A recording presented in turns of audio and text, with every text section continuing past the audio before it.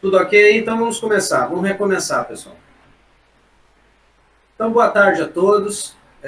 Prazer muito grande poder apresentar esse trabalho para a banca. Está aqui formada pelo professor César, pela professora Josina, professora Silvana, professor Cleilton e professor Shelton, né? Nosso trabalho é ensino de administração para surdos, o caso do Instituto Federal do Acre. A motivação do nosso estudo foi durante as aulas no ciclo de 2018, em que nos foi proporcionado contato com professores que já tinham feito mestrado ou doutorado, e a professora Eliane Bart, ela acabou mostrando o trabalho que ela fez de ensino para surdos. Isso aí me levantou, né, aquela pulga atrás da orelha. E como é que seria o ensino de administração para surdos, né? Uma área que é tão multidisciplinar, tão ampla, e que a gente sabe que a maior parte dos professores, no geral, não sabe a língua de sinais, e menos ainda, talvez, na área de administração, né? Então, nós montamos como ponto de partida um núcleo de pesquisa, constituído pelo professor César e eu, e esse núcleo fez uma parceria já de início com o núcleo de atendimento às pessoas com necessidades especiais, né? Para quem não sabe, é o nosso atendimento educacional especializado na rede federal, para a gente pensar essa pesquisa. Aí entra em cena uma pessoa muito importante que ajudou a pensar sobre o desenho dessa pesquisa, que foi a professora Valdirene do Nascimento, professora Val, né, que trabalhou bastante com a gente e que trouxe aí insights muito, muito importantes sobre o nosso trabalho. Para a gente fazer o desenho inicial da pesquisa, né, o processo aplicado, nós fomos à sala de aula, né, observar o trabalho, a interação, né, daquele trio, né, professor, intérprete e aluno, né. Como era essa interação, e claro que também o quarto elemento aí, a interação com os alunos de sala de aula. De posse desse material, dessa observação, voltamos ao NAPNE, onde a gente realmente confirmou e delineou que o nosso foco era trabalhar com os professores, em geral os produtos do programa de pós-graduação em educação tecnológica são voltados para trabalhos com alunos, mas também existem os trabalhos voltados com os professores. O nosso é voltado para os professores, e o nosso problema para pensar em alguma coisa para auxiliar os professores seria entender como que os professores promovem esse ensino. A partir daí, então, abrimos um grande objetivo, que seria, então, investigar isso, né? Investigar como era o ensino de administração no Instituto Federal do Acre. Para isso, fizemos um desenho inicial, como vocês podem estar vendo aí, que o ensino de administração para surdos, no nosso entendimento, até a época da qualificação, seria uma parte, o ensino para surdos, né, as especificidades disso, e a outra parte relacionada ao ensino de administração, né, propriamente dito, né, ou seja, a parte que envolve essa ciência administrativa. Após a qualificação, tivemos contribuições muito boas da banca, ampliamos, né, o nosso referencial. Pessoal, se eu dou uma parada porque tem umas pessoas entrando, eu acabo tendo que ajudar o cara a entrar aqui. Nosso referencial teórico passou a ser ensino para surdos, ensino de administração, pedagogias, metodologias, ensino integrado e educação 4.0, que é o espírito do nosso tempo agora. Então, vamos começar falando um pouquinho do objetivo específico 1, que seria contextualizar, entender o ensino de administração no Brasil. Ele resultou num artigo que se chama Origens, Organização e Discussões Recentes sobre o ensino de administração no Brasil, um olhar a partir da Amazônia, ou seja, como nós vemos isso, ensino no Brasil, a partir do local onde estamos. Nos deparamos aí com uma fonte muito legal de informações. Eu, como administrador, nunca tinha chegado até o livro dos princípios da administração científica do Frederick Taylor, né? Descobri até os antecessores a ele, né? O capitão Metcalfe, nos Estados Unidos, inventou o organograma. Vimos os artigos também lançados antes pelo Taylor. Pena que a gente não pode incluir isso tudo porque o recorte era muito grande, né? Precisou afunilar. No Brasil, o ensino de administração veio com a chegada da família real ao Brasil, né, no período imperial. Eles trouxeram o que eles chamavam de aulas da corte, né, e ali começou um embrião do que seria a educação e ensino comercial no Brasil. E também no curso de Direito existia uma disciplina que tratava um pouco de administração, direito administrativo. Depois, direito, contabilidade, administração, aos poucos foram se desmembrando e se especializando na virada para o século XX. Existe uma certa lenda de que o ensino de administração no Brasil surgiu que nem nos Estados Unidos, né? Isso não é verdade, né? Os historiadores pontuam que os pesquisadores de administração, o nosso processo de capitalismo e industrialização foi muito depois do que aconteceu na Inglaterra e nos Estados Unidos, e também tem a ver com a articulação das elites da iniciativa privada e também dos funcionários públicos brasileiros começaram a trazer essas ideias dessa administração científica para o Brasil. Então, lembrando, em 1930 já se falava em reformas administrativas, na época questionando a gestão do então presidente Getúlio Vargas. Se abriu aí duas frentes de ensino, que era o ensino voltado para profissionais do setor público, né, e gerentes, donos de empresa, enfim, filhos dos empresários, que seria a formação superior, e também o ensino de administração relacionado aos setores de comércio e serviço, que é a formação mais técnica, da qual depois se desmembrou Senac, enfim, toda a educação comercial que existe no Brasil. Aí o primeiro susto durante a pesquisa, cadê a administração do ensino médio, né? Nós não encontramos na nossa pesquisa referências à história, à construção, ao desenvolvimento dessa administração específica no ensino médio. Praticamente toda a pesquisa que existe é referente ao ensino superior. Não contente com isso, fiz contato com a professora Tânia Fischer, inclusive, que agora é professora do doutorado aí do nosso colega o Nick, lá na Universidade Federal da Bahia, e ela me mandou um e-mail dizendo, também não conheço referências sobre ensino de administração, nem no nível médio, nem para surdos. A professora Tânia Fischer, para quem não sabe, é uma das maiores teóricas vivas da história da administração no Brasil. Então, nesse artigo, a gente, além de verificar essa lacuna, esse buraco, digamos assim, em relação ao ensino médio, a gente viu também que nas discussões que existem em geral sobre ensino de administração, no sentido mais amplo, já falam sobre a necessidade de um novo modelo de ensino, um pensamento mais sistêmico, uma preocupação dos professores com quererem se prescrever manuais e regras para administrar num mundo altamente complexo, né, em que exige uma capacidade, sim, analítica, né. Esse artigo, nós publicamos ele no nosso seminário de pós-graduação, em 2020, do Congresso Ciência e Tecnologia, aqui do Instituto Federal do Acre. Objetivo 2 da nossa pesquisa. Aí, depois de falarmos do ensino de administração, fomos para o ensino para surdos. Então, nosso objetivo era apresentar um panorama da surdez através da história e discussões, né, mais recentes sobre o ensino de surdos no Brasil. Artigo 2, a surdez através da história e discussões recentes sobre o ensino para surdos no Brasil, período de 5 anos, 2015 a 2019.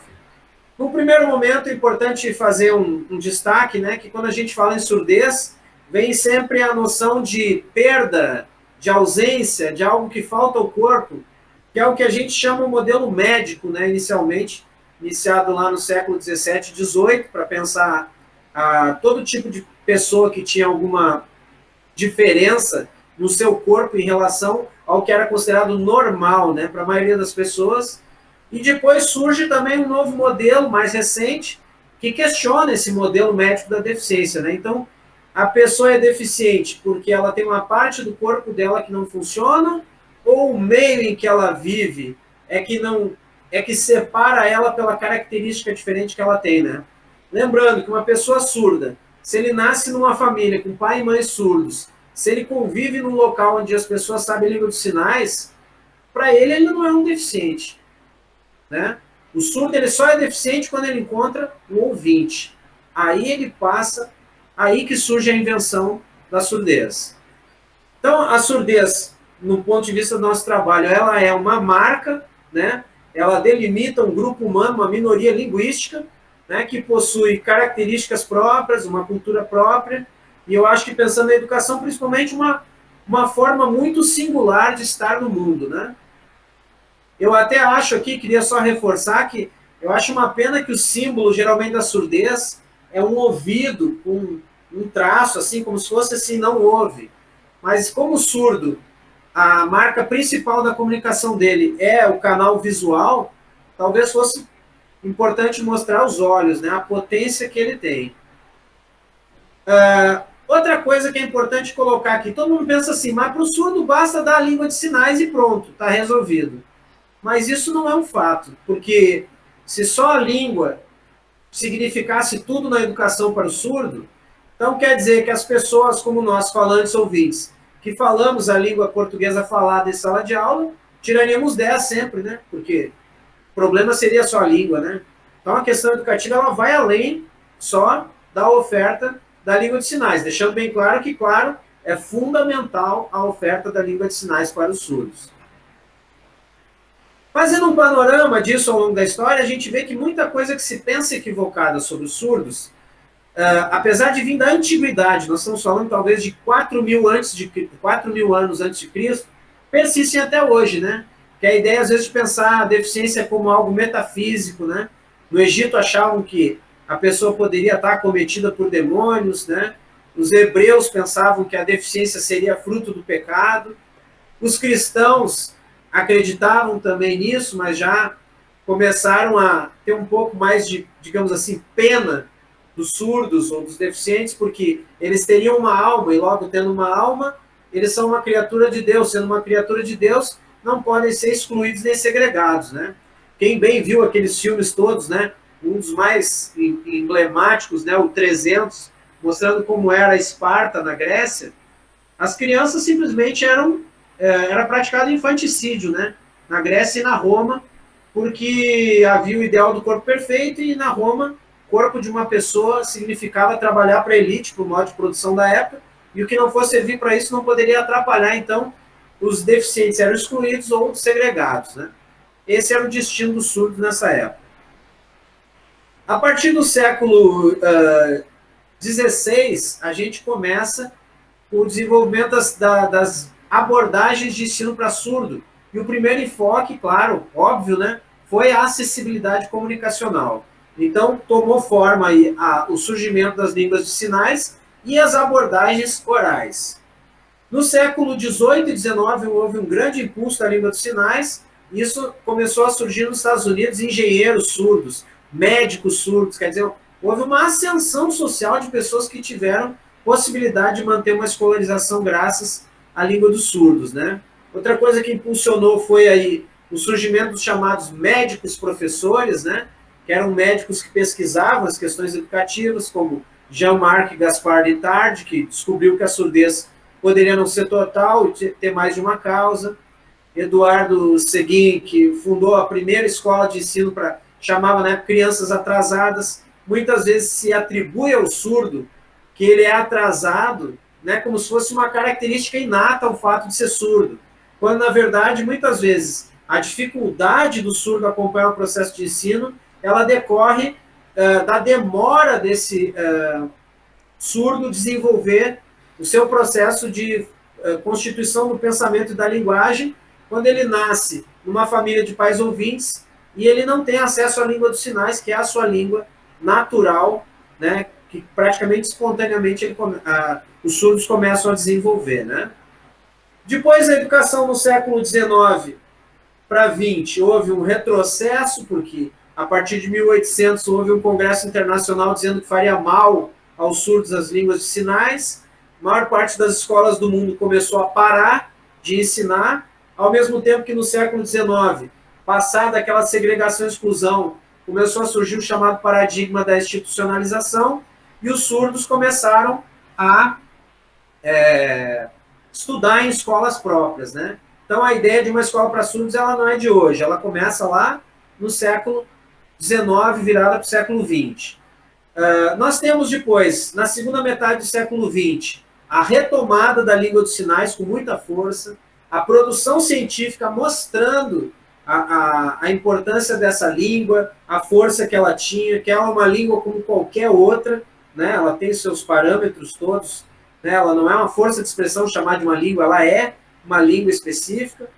E no final dos anos 80 para 90 começa a discussão sobre a educação e inclusão, né? Educação bilíngue e inclusão. Para quem não sabe, educação bilíngue é o surdo ter acesso à língua de sinais e à língua portuguesa escrita, as duas como línguas de instrução, ou seja, línguas que ajudam a operacionalizar todo o seu processo de ensino de todas as disciplinas.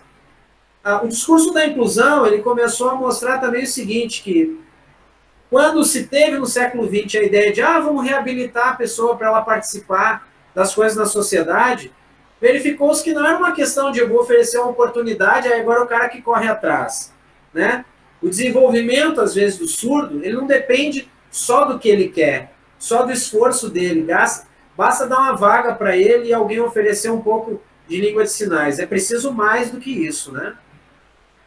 Questões relevantes que surgiram aí nessas discussões mais recentes, então, para fechar esse panorama da surdez. Uma delas foi essa guerra que existiu no século XVIII, XIX e atravessou o XX, entrou no XXI sobre deve ter educação bilíngue, não deve, o surdo deve estudar em classes junto ou em classes separadas. Isso aí acabou criando na literatura e na pesquisa uma briga entre os que são a favor e os que são contra, ficou um binarismo, quando na verdade a situação dos surdos ela é bem mais complexa, ela merece um olhar bem mais amplo. Houve professores que desenvolveram a ideia de aulas diagnósticas para compreender como funciona cada surdo em particular, a utilização de imagens, a utilização de uma técnica do Paulo Freire, que é as situações-problemas, para auxiliar no ensino da matemática. Se vem discutindo também os papéis, né, a interação entre tradutores e intérpretes de Libras português e professor, e também processo de avaliação, até chegou uma situação em que a gente viu de vestibular com provas videogravadas, né, em Libras.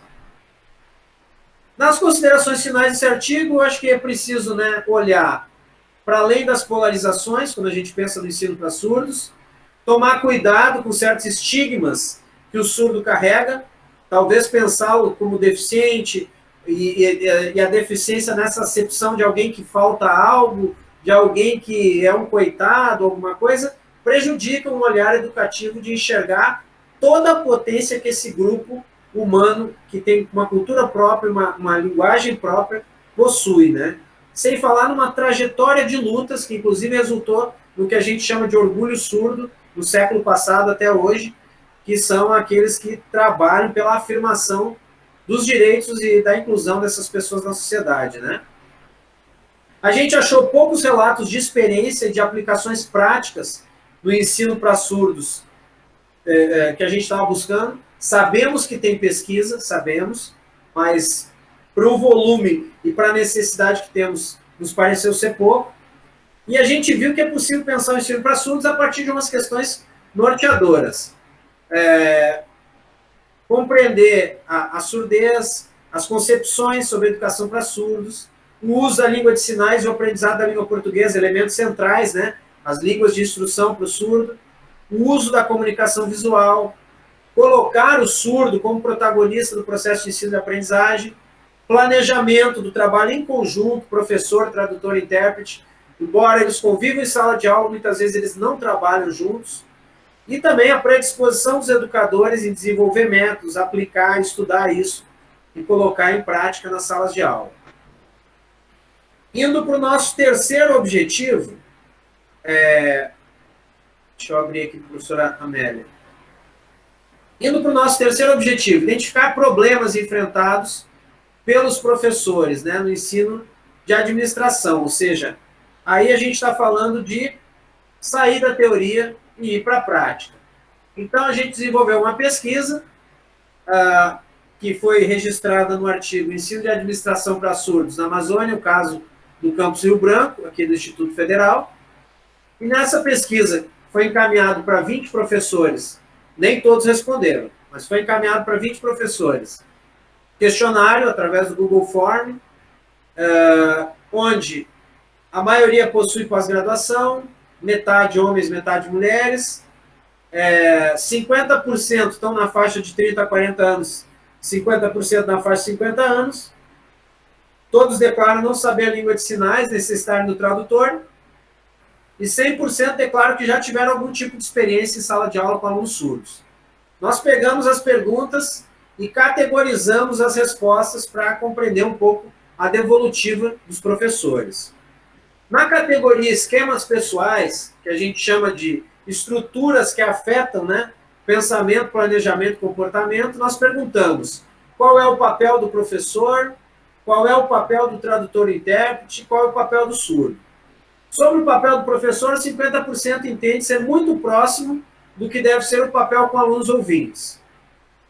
Sobre o papel do tradutor e intérprete, 50% mostram pouquíssimo conhecimento sobre o papel do tradutor e intérprete, e até em alguns casos acham que o papel do intérprete é o papel do professor. Tem até uma confusão nos papéis. Com relação ao papel dos surdos também, 50% dão ideia de que é o esforço do aluno, né? Que volta lá para o paradigma da normalização e integração. Eu estou oferecendo a vaga, tem aí o intérprete, agora é com o aluno, né? Lembra muito esse paradigma antes do paradigma da inclusão.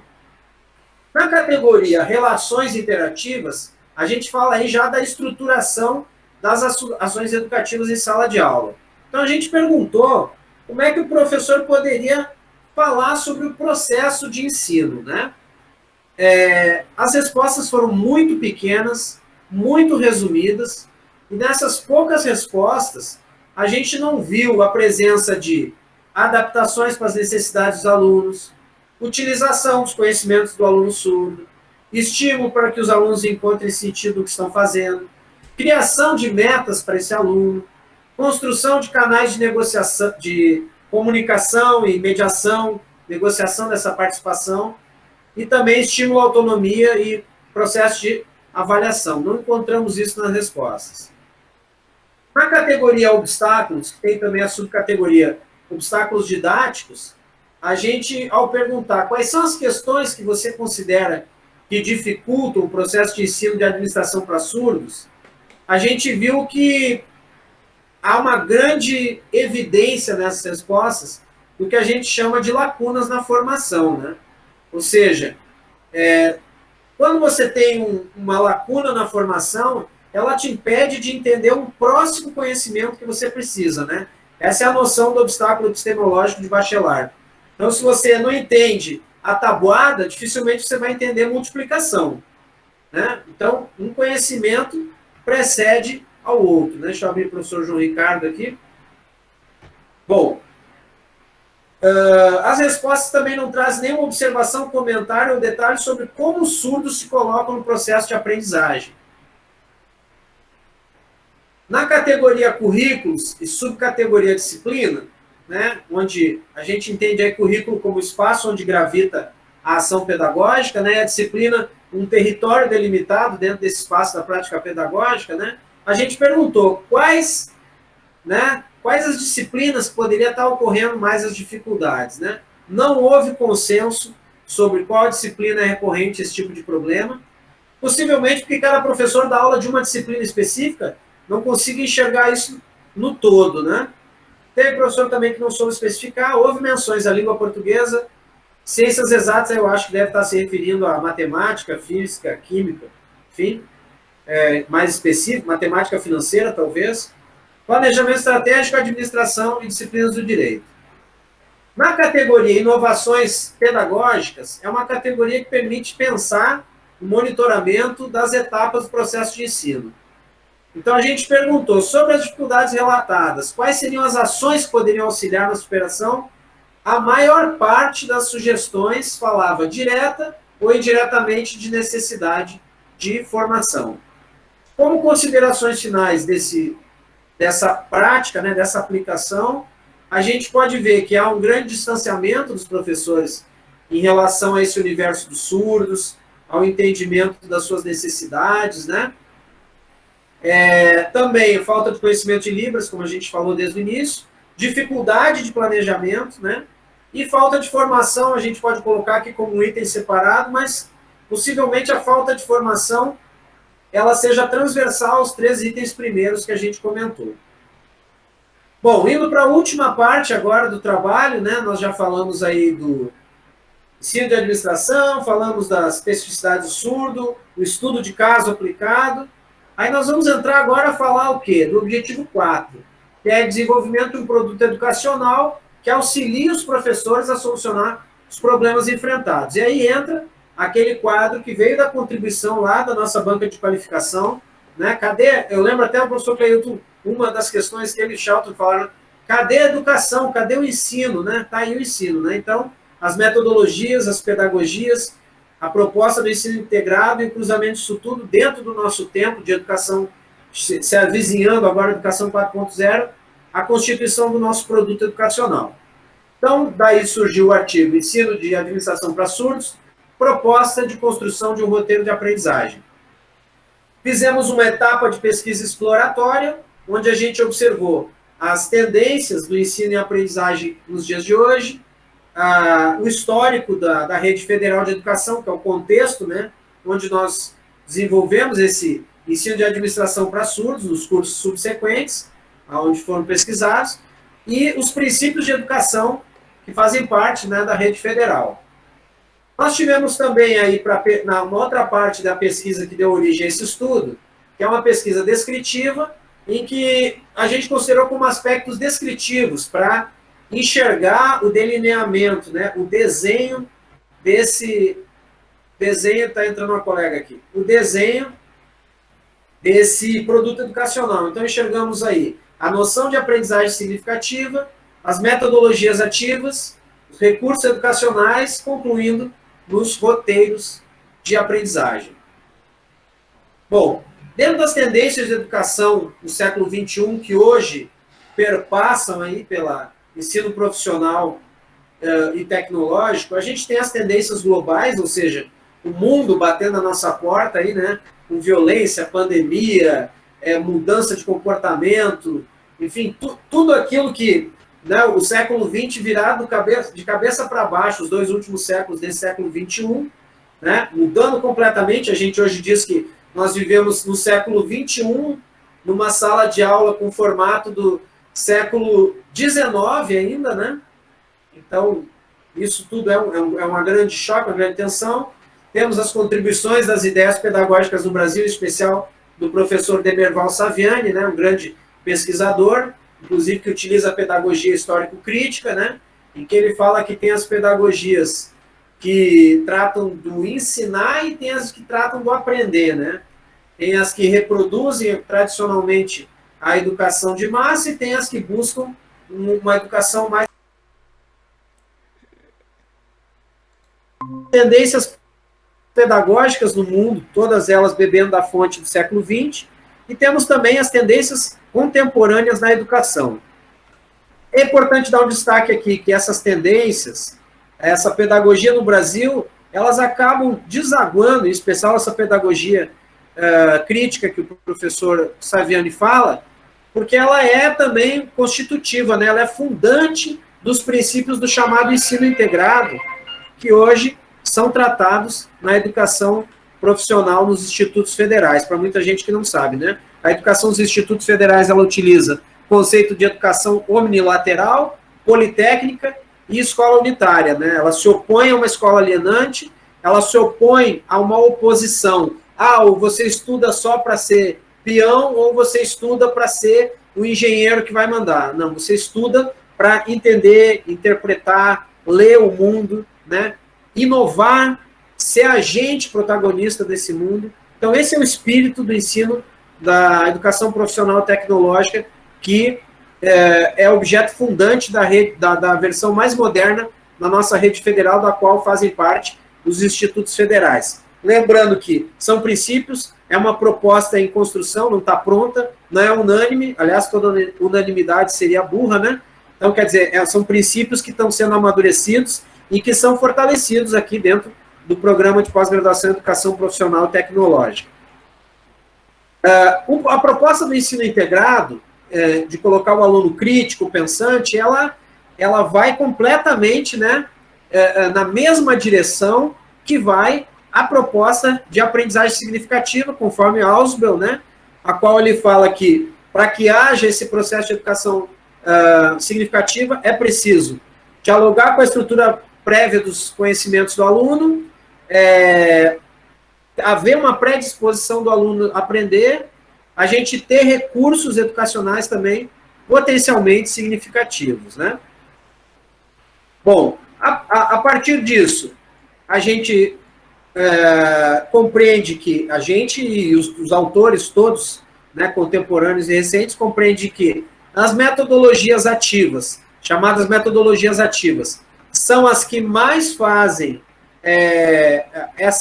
esse estímulo, essa interação, essa iteração, essa aproximação entre o que buscamos dessa aprendizagem significativa.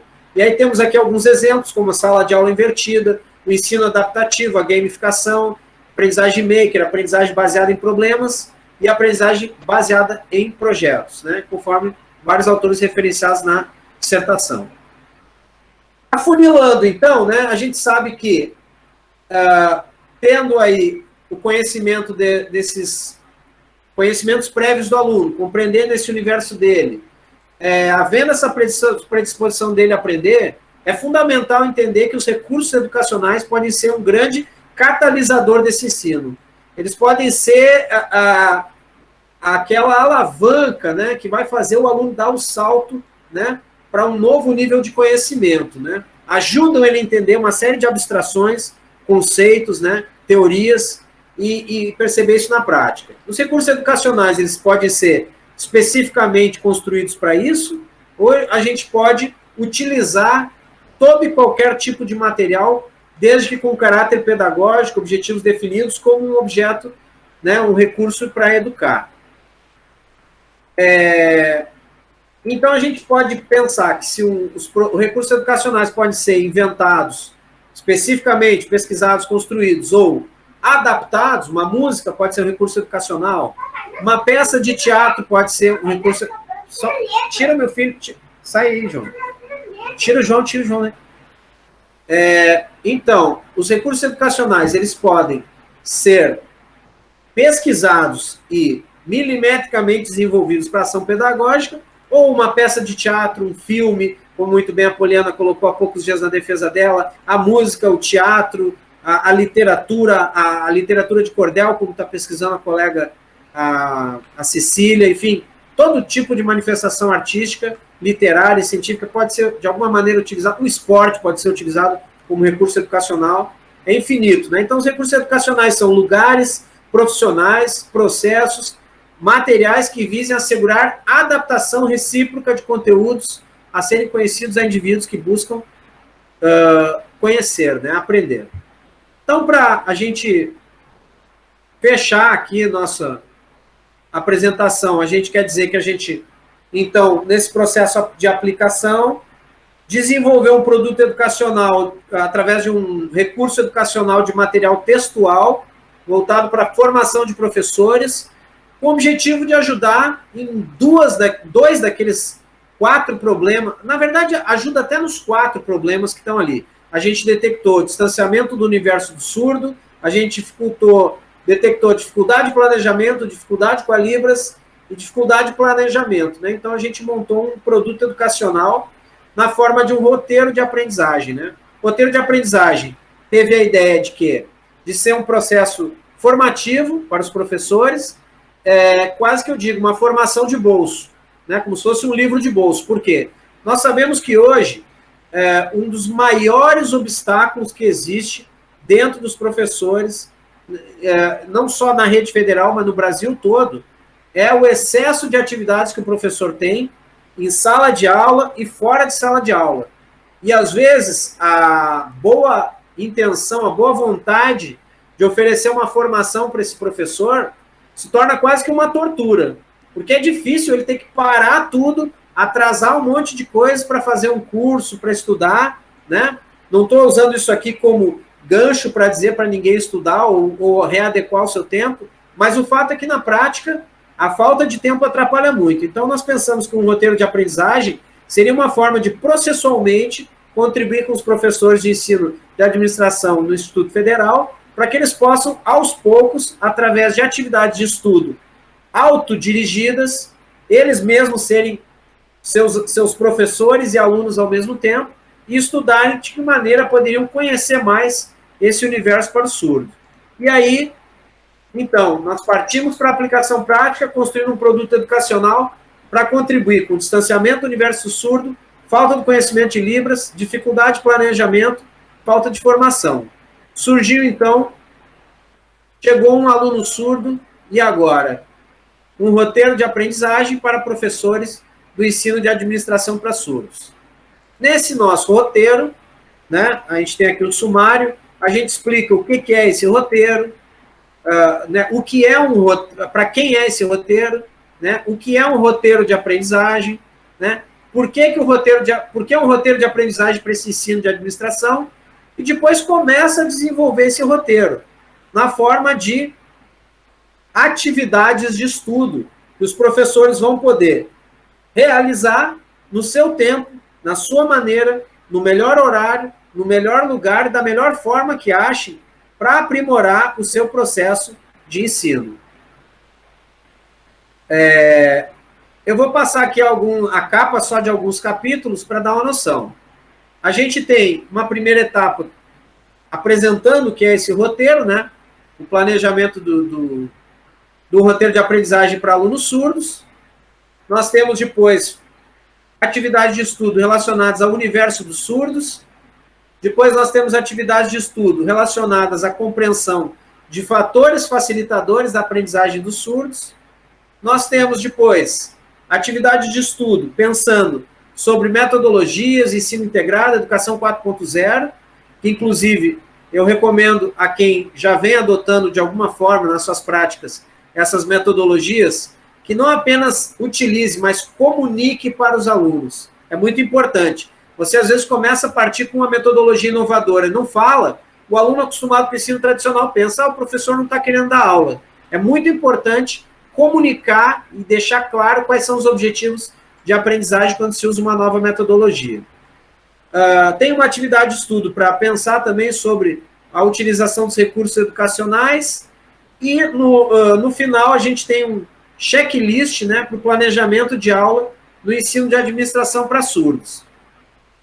Tem a correção das atividades de estudo propostas, né, para que cada tema daqueles o professor estude.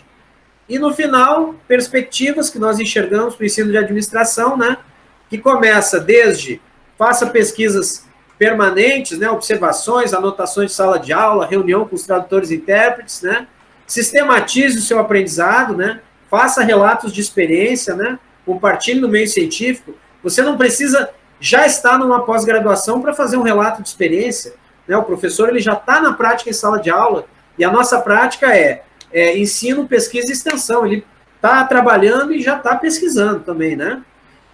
Estude a língua dos sinais, que essa é a primeira grande missão que eu tenho agora, que estou concluindo essa primeira estado de estudo, é eu começar a minha alfabetização na língua dos sinais, é meu grande objetivo, né? Montar um grupo de pesquisa, né, para compreender como trabalhar essas novas tecnologias com os alunos, e também o melhor dos mundos, né, seria se os professores puderem pesquisar esse ensino no âmbito acadêmico, né, na pós-graduação, porque aí vai ter um rigor mais científico e outras possibilidades de laboratório para o estudo. Eu gostaria